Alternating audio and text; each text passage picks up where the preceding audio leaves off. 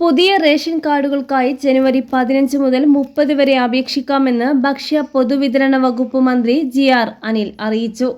ജനുവരി മാസത്തോടുകൂടി കേരളത്തിൽ അർഹനായ ഒരാൾ പോലും റേഷൻ കാർഡില്ലാത്ത അവസ്ഥ ഉണ്ടാകരുത് എന്ന ലക്ഷ്യത്തിലേക്കാണ് സർക്കാർ നീങ്ങുന്നത്.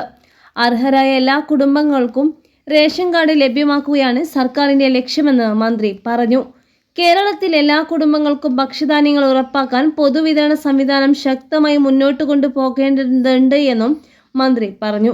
7000 കുടുംബങ്ങൾക്കുള്ള അന്ത്യോദയ അന്ന യോജന റേഷൻ കാർഡുകളുടെ സംസ്ഥാനതല വിതരണോദ്ഘാടനം തിരുവനന്തപുരത്ത് ആശാൽ സ്മാരക ഹാളിൽ നിർവഹിച്ച് സംസാരിക്കുകയായിരുന്നു മന്ത്രി. നിലവിലെ സർക്കാരിന്റെ കാലയളവിൽ ഇതുവരെ 5,53,858 പിങ്ക് കാർഡുകളും 58,487 AAY മഞ്ഞ കാർഡുകളും വിതരണം ചെയ്യാൻ സാധിച്ചു. ആകെ 6,38,445 അർഹരായ കുടുംബങ്ങൾക്കാണ് മുൻഗണനാ കാർഡുകൾ നൽകി വന്നത്. കഴിഞ്ഞ 5 വർഷത്തിനിടയിൽ 11 ലക്ഷത്തിലധികം കാർഡുകൾ പുതുതായി നൽകുകയോ തരം മാറ്റുകയോ വരുത്തുകയോ ചെയ്തിട്ടുണ്ട്.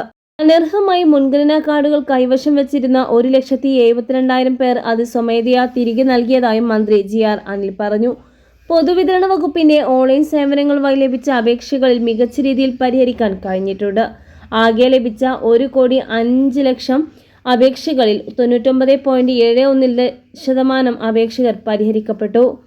നിലവിൽ കണ്ടെത്തിയ 40,000 പിങ്ക് കാർഡുകളുടെ വിതരണം വരും ദിവസങ്ങളിൽ നടക്കും. അർഹതയുണ്ടായിട്ടും പല കാരണങ്ങളാൽ അപേക്ഷിക്കാൻ കഴിയാത്ത പട്ടികജാതി പട്ടിക വിഭാഗക്കാരെയും മറ്റും കണ്ടെത്തി കാർഡ് എത്തിക്കാൻ സാമൂഹ്യ പ്രവർത്തകരും ഉദ്യോഗസ്ഥരും മുൻകൈ എടുക്കണമെന്നും ജി.ആർ. അനിൽ പറഞ്ഞു.